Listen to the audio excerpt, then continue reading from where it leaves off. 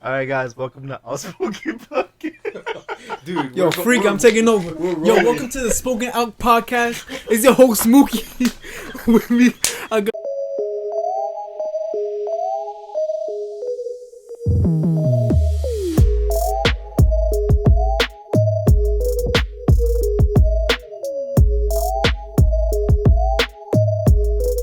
First thing I just want to ask you guys, how do you guys feel about being on my podcast?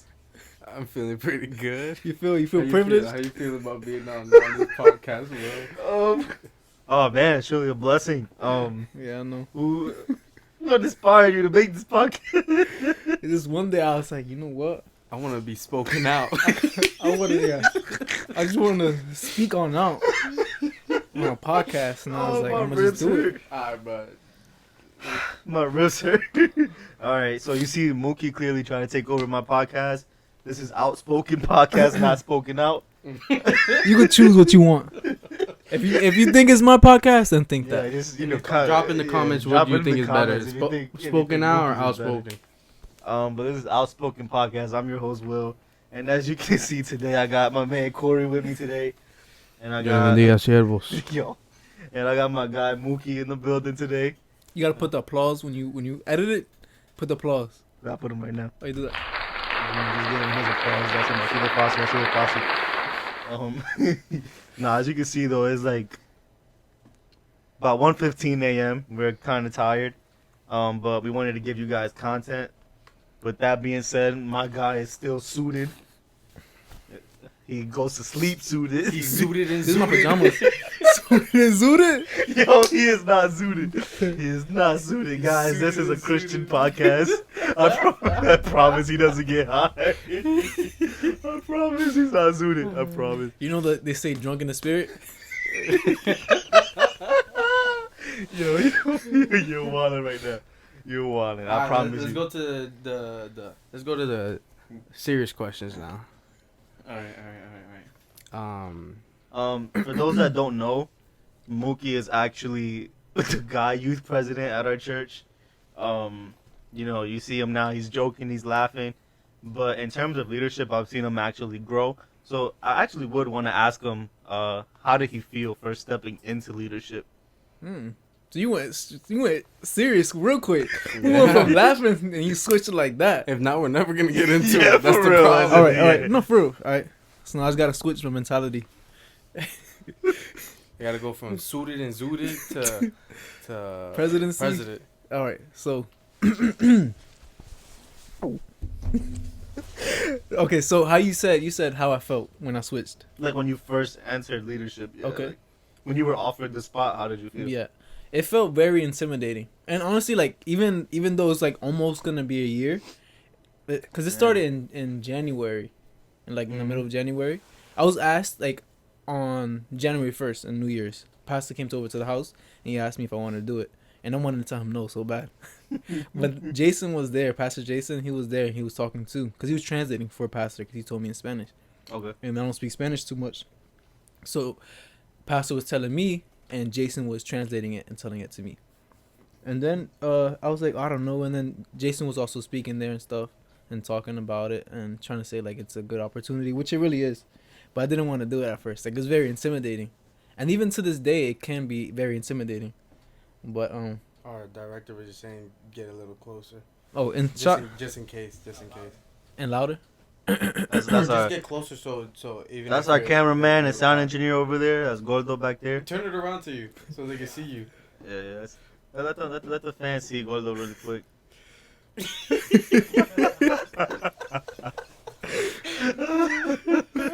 Just let...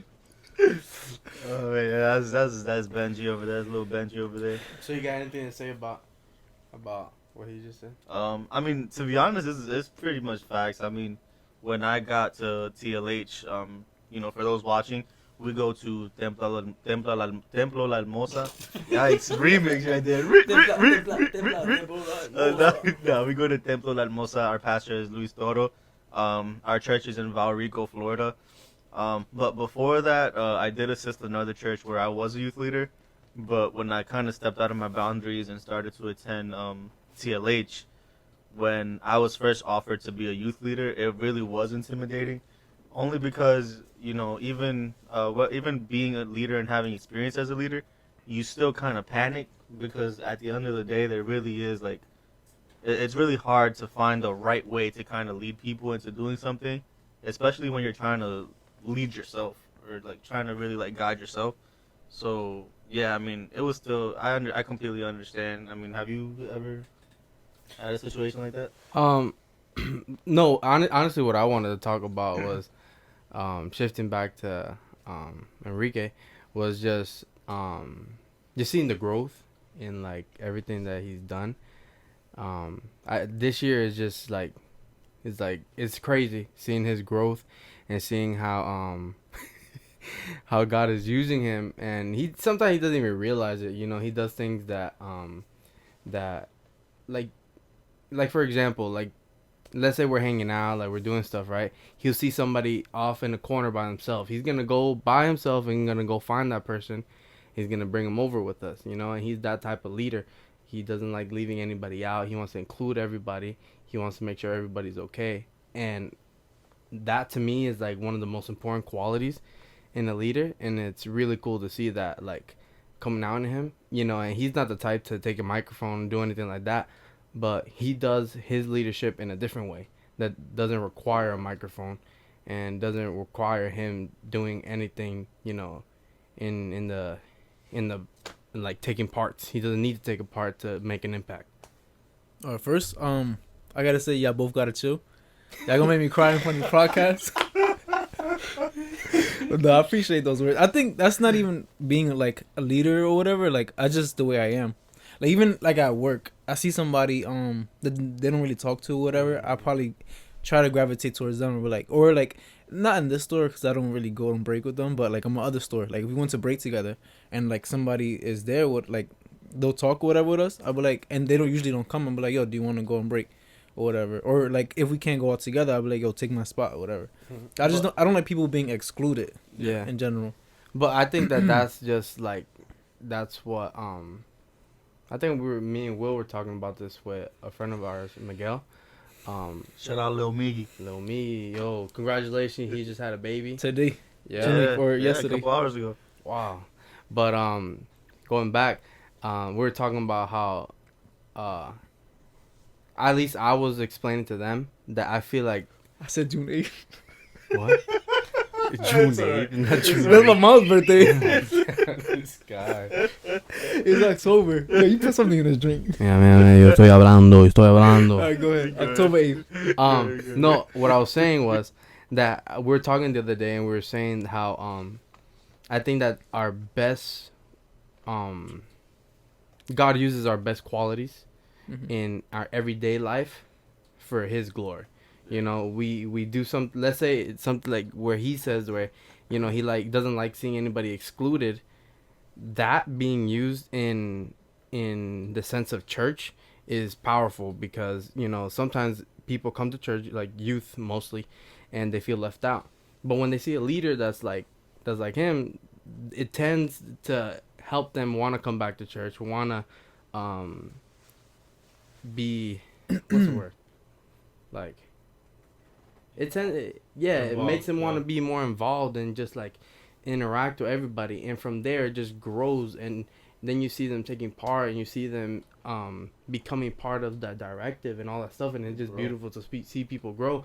And it comes from people like Enrique, you know, it comes from that, like them planting that seed into the person. Yeah. And even though, you know, like you might say, oh, you know, it's not necessarily just leadership, it's who I am, it's still leadership qualities. You know, there's certain people that you will always in life you'll always gravitate to because of their character, and their character will always have leadership qualities. And I strongly believe that's one of them. I think it just took, you know, just that one step of accepting the leadership to kind of pan out even more, because you already had it. Even before having the title, you would always still reach out. You'd always involve other people. I think just having the position now has just allowed you to branch out even more and give you an even bigger reason to go ahead and just push forward. So in a sense, that's true, but I also seen it as something else. Like after church, I'll probably go say hi to people and stuff, or people I don't know, try to speak to them. But then now, knowing that I am the president of the youth, like as something I have to do. And now, before it would have felt natural, but now it doesn't feel as natural as it did before. And it sounds really weird, but that's what it's like. I feel like now it's not something that I just wanted to do, but now I'm supposed to do it. So am I just doing it because I want to, or I'm supposed to? And is this going through their head? Like when I'm talking to somebody, or do they see it as something genuine, or do they see it as something like, oh, he's just talking to me because he has, or not he has to, but that's like one of his roles or whatever. Responsibilities. Yeah. So I mean, is in a sense, yes. I mean, I've kind of had those thoughts when I had came back to church. I remember this one dude, like, no one had spoken to me my first day back. No one spoke to me, and after church, he was the only one, and he came up to me and like, it's weird. It sounds hilarious. It's weird, but like the first thing he asked me, he was like, "Yo, give me your number so I can text you." And like at first I was instantly like, oh, what are you doing? What are you doing? What are you doing? But so what I did was I gave him my mom's number, and like I would text him through my mom's phone instead of mine. But then like when I seen that little by little like how his character was, I realized okay, like he didn't do it because he had to do it. He showed me some type of like genuineness, and I think that's what it is. You know, at least from what I see with you. You know, you may feel that way, but I feel like maybe the youth that you approach don't feel that way, only because it's like a genuine approach. Like it's not like a, for example, I've seen people go up and be like, "Hey, I'm the youth president. If you need anything, let me know," and they bounce. For you, it's more so like you ask them questions, you talk to them, you know, you get to know them, and they pretty much become like important in that at that moment. So, I mean, you know, we always are gonna feel like that as leaders. We're always gonna feel like, you know. Am I doing this because I want to, or am I doing it because I have to, or do they feel like that? Even if I want to, do they feel like I'm doing it because I have to? We're always gonna have those questions. I mean, if it's us, imagine pastors. You know, pastors probably feel the same way. But I mean, at the end of the day, it's all about being genuine and just doing your thing. Yeah. No, I think that stuff like, whether you see it or not, I think the person feels it. You know, when you come up to them. They, even if you mention that you're the youth president, I think a lot of people, they're gonna see and they're gonna realize that you're not that type of person to just go up to them because it's your job. You know, I think they'll feel it and they'll sense it in their heart that you're doing it out of love, basically. You know, and it's part of your job, but I think you do your job with a lot of like compassion and love, and that shows. You know, it's gonna show without you even having to like say it, or like the people are just gonna feel it and they're gonna sense it. That's what I think. No, but I don't know. That could be true, but you guys also know me more than somebody else, so they can perceive it differently than how you guys perceive it. Especially somebody brand new, like somebody just came to church and they say, "Oh, that's the youth president," and then they'll be like, "Oh, he's talking to me, and he's a youth president. He's just doing what he has to do." Yeah. No, I see what you're saying. I mean, to be honest, those are kind of like unsolved mysteries where we'll really never know unless the youth expresses it, which is okay. But what you will know once your run is over as youth president and you move on to greater things, you'll know the real result because they're always gonna tell you the real result. Once you're done, they'll tell you, "Man, you were great." They'll tell you, "Oh, it's good we have someone else." And they'll tell you if you suck too. Yeah, they'll tell you if you suck. Oh yeah, they will. Wait. But, I'm gonna hear that. You know, Yeah, he's terrible. But you know, like for example, I can speak on myself because I was a youth president. You know, before coming to LH. When my term had ended, you know, I thought I was gonna get a lot of, "Oh, he was terrible. Like, he was bad. You know, he didn't do much." Because you know many people thought I was doing a lot, but in my heart, I felt like I didn't do enough to save the youth as much as I wanted to save them. Not necessarily save them like them reaching salvation, because they already did. It was more so saving them in the aspect of, you know how it is. There's always people that are gonna put their attention towards the youth, but in a negative light. And I felt like I tried to put a bubble over them and protect them as much as I could. And towards the end of my term, I felt like I had failed in that area. So when that came to an end, I thought I was gonna get like, you let me down, you did. But when we did like the going away in a sense for me for my presidency, I think at that time we had about close to 40 to 50 youth, and I could say about like 80 to 90% all said the same thing. And they're like, Will defended us when it mattered the most, and he'll always, it wasn't about me being labeled as the best leader. It was just being labeled as someone who made a difference in somebody's life. So I mean, at the end of the day, we'll never really know. It's just, either when our term is ended or when they're ready to speak out, they'll tell us. You got another question? Well, I want to go back because you were saying like, oh, you're a leader, and like it's like those are qualities that you have even when you're not even being a leader. And I see that, and like it's gonna sound like we're being sus or whatever. We're just complimenting each other and stuff like that. Bleep This that is out. a compliment episode. But like Corey is like that too. Like he's not a leader, but for sure. he's naturally like a leader. Sure. I've noticed that a lot. Like I don't know. Like you're like that with the people, and you just have like that leading kind of. But all I'm saying is I'm not trying to compliment you like that too much. We're not gonna be sus like that. But you can see it in other people as well. Like that's the thing. Like as a leader, you can see it them as a leader without them being a leader. Yeah. Without them having that title or whatever. I'm not saying that's what I have either, but like you can see it in other people, and you're like a good example for that. And like whether it be like just in general people and stuff, or like with ideas you have, like you have like a leader and stuff.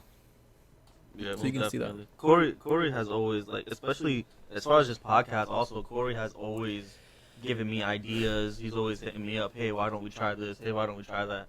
Or for, if it's for the youth, or whether it's for our youth camp that we do every year.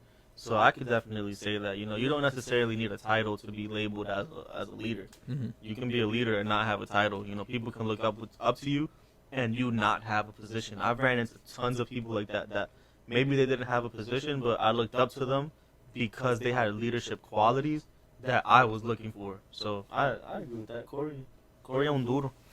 I thank you guys. Something like that. I want to thank my parents and my family for everything. No, but it I think it all just reverts back to kind of something we were talking about. Same thing I was talking about with Will and Miguel.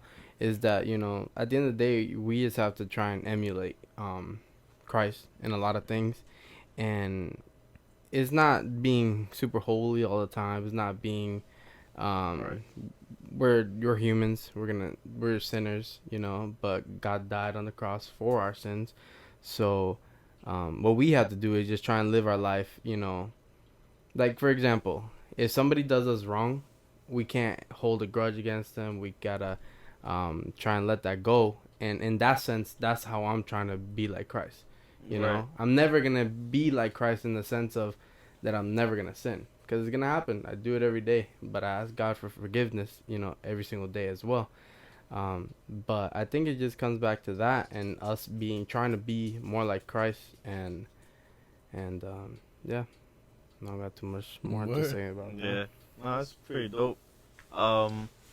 Really quick, I kind of want to jump into this because I was kind of thinking about this. Top 5 worshipers, or top 5 favorite worshipers. Who do you got in mind? You have some off the top. Yo, I'll tell you from the beginning, Gilberto Peguero, es un duro. It's pretty fire. I don't know too many people. Like So, honestly, from the ones you listen to. no, when I listen to it, I don't know the person's The name. name. I just know the song. Sing a song. You want me to sing right now? You get copyrighted. You get copyrighted, and you're gonna lose viewers because I can't sing. Okay, what songs? Maybe do. Dude, I don't even know the names of the songs. Like I know the songs man. that I like. Oh, man. Jesus. Oh, man. He likes Gazelle. He's fire. Yeah, that's Hagazo. One of my favorite. One of the best Christian rappers out there. Mm-hmm. I don't know. I could say people from my church. My sister, Corey, you're up there, even though you don't like to be up there like that. Julio's up there. Shout out Julio. I don't know. I mean, those are worship, worshipers, So I'd say Christine de Claudio. dude, that lady, yo, She's bangers every single yeah, time. she never bro. misses. Christine never misses. Another one. I listen to Gilberto Peguero is for sure. He's up Tobia Rosa is for sure. Those are classics. 2 other people that like I can listen to and not get tired of. If I can butt in real quick, I got 2 people that people don't really listen to, but I listen to them every single day religiously. I listen to this group called Plus One. They make fun of me because it sounds like a boy band, but I don't care. I know Oh, who you're Christian, talking what's that called? about. Plus One, they're a Christian boy band. Christian Backstreet Boys. But Backstreet guess what? Boys. Guess what? They're fire. It's Listen cool, to it's Shout them. out to it's Plus cool. One. And I listen, and I Hey, like, sponsor this podcast real quick. Yeah, right. and I like Alex Campos. That's another guy Okay. that I listen to like Okay. every single day. It's just like since I was little, yeah, I always like I learned all his songs, so I listened to him. We don't listen to Maverick City though. Dang, you're chill. You're wild. So you gotta chill You're You gotta chill. No, we keeping that now. I listen to Maverick City. I like Maverick City. Shout out to we just message. We do listen to Maverick City. I like Elevation Worship. Oh, Torn Wells, that guy. Torn Wells. Yeah, Torn is a Wells is goat. nice. All right, so I'm gonna go back to my list. Thank you. Yeah, sorry. Cristina Clario, Gilberto Peguero, Tobia Rosa, William McDowell. I'm a huge fan. William McDowell is actually one of the first people I heard, like at an official worship concert. He was one of the first ones. So William McDowell will always be there. Place of Worship is like one of my all-time favorite songs to play at camp. That's the one that dun dun dun dun dun dun. Is that this would be called the House of Worship? No, that's not a that different one. That's one? House of Worship. This one's Oh, Place my of bad. Worship. My Wrong bad. I setting, lied, my I man. lied, I Wrong lied. setting. It's good. William McDowell, and then the last one, I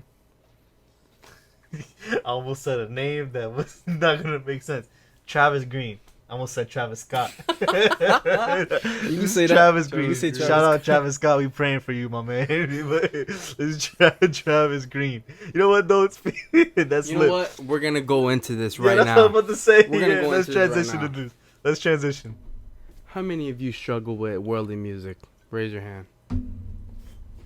Just me? Me and the cameraman. Me and the cameraman. You listen to that kind of stuff? That's what you're doing now? Listen, man, it happens. It happens. You know, sometimes, like, I'm sorry, but, you know. You know when I walk through the grocery store, I walk like this, Yeah? so I don't hear nothing. Oh, my God. And I work in a grocery He did store. not do that. He's lying. I stalk with my He's elbows. He's lying. He's fucking He's right lying. now. No, but for real, like trying to take it into like a serious note. I know that music is one of the most like challenging Oh, for things for a young adult, teen, adolescent in church, and it's been a struggle for me. I've been able to like control it, you know, to the point where I don't really listen to it. Sometimes, you know, it happens. I listen to Drake, you know, Polo G. Polo G. but for the most part, I try not to, due to the fact that, you know, those people, they don't edify you in no type of way. You know, they don't teach you anything good. Right. I've noticed that a lot of times listening to those songs can lead to a different mindset. Mm-hmm. Like you'll be in a good mindset, and then I don't know where you're listening to that, and you can become aggressive. You become very rude. But before we get deep into that, and this is like something I don't want to get too deep into because it's a controversial question, but it's like some people view that as, some Christians at least view that as something that is wrong to do. Listen to words or music that is Like worldly. secular music. Secular music. I was thinking of that. For some reason, I was thinking of something with a C. But secular music is wrong, and some people see it as something that is not wrong. Yeah. And Yeah. then like you can't. It could be a cultural thing how we see it Right. as something as wrong. Mhm. Because a lot of people in our church, they will see it as like that. Yeah. But people in another church, they'll see it as like it's not that wrong, or whatever. And I'm not saying that we're right, they're wrong, or the other way around. Like they're right and we're wrong. But it's kind of like a cultural thing. Some people see it as something wrong. Yeah. And so, because you could have some people listening right now and be like, "Yo, what are y'all talking about?" That there's Like, there's I listen different to- opinions. I There's listen different to opinions Drake. when it comes to that stuff. If you do listen to it, like I don't want them to feel like we're bashing them or whatever. Right. Or Yeah. No. if they, or not even that they listen to it, but they feel like it's okay to listen to it. Yeah, no, We're not, do you. There's no bashing or whatever. Yeah. No. Do you? Those are just things that we were brought up on. You know, there's so many different cultures, beliefs. You know, you can't really say what's right and wrong, to be honest. You know, it may sound a bit spiritual, but in all reality, you know, the Bible even says, you know, there's gonna be a lot of mysteries in heaven that we still don't know. So, you know, for example, you know, we can be fighting it off and be like, oh, that's wrong, and the person that's listening to it, can make it before we make it, and then we're like, oh, but we didn't do that. But maybe they had a more sincere heart than us. I've also heard people say like, oh, just it depends on the words, or it depends on the rhythms or what you're doing. But I do believe that certain music does have influence. If you're talking about, drugs and, having Killing. intimate relations Yeah. and killing, and, obviously it's not going to pull you towards Christ. So No, that's more yo, of a you go common bump sense Chief thing. Keef, and then I'll be bumping it, and I'll be like, yo, let somebody start to me real quick. Yeah, Yeah, that's the that's mindset something- that That's, it it just takes you to. it just like it pushes you like. Or you listen to 6ix9ine and you go, hang, hang, hang, hang. No, we don't listen to 6ix9ine over here. But no, like for example, back then I was a really big Meek Mill fan. Granted, I'm from Philly, Yeah, so so you come from. I was major Meek fan. Even before he came out with albums, like I'm talking like we used to listen to him with the mixtapes he used to drop in Philly, local mixtapes. Yeah. And You I'll download it on LimeWire. yeah. For real? Yeah, download it online. Or my god sister showed me how to do that at like a really early age. But don't do that anymore though. I got Apple Music. Shane, it's not a plug either. Y'all want to sponsor me though? We're here. But no, I used to listen to that, and a lot of his music was always like, running drills on somebody or making dope sales, and Mm-hmm. I grew up in that atmosphere. So even if I didn't trap or I didn't do none of that, I felt like I could have. So it led me to like think and do certain things out of aggression that, maybe if I would have never heard that music, it wouldn't have led me to it. Yeah. So there are things, that you have to kind of be careful with in a sense. But we're human at the end of the day. Yeah. For example, at least everybody in this room is like musically gifted in the aspect of, I'm a musician. Our cameraman Benji, he's a musician. Corey sings, and he's a musician. He's got some drum skills. Plays triangle. Mookie plays a fire triangle. Yeah, hell yeah. Um, Heck yeah. but he's he did that. It's alright. He plays a fire triangle, and he's also our church sound engineer, so he deals with the mixers, and he Just a little bit. He was mixes trying to the mix sound. our podcast here. This is Yeah, why let it me do sounds it. so good. So Please stop. but he does do the sound engineering for our church, so we all have something musically within us where some of those things are gonna call our attention.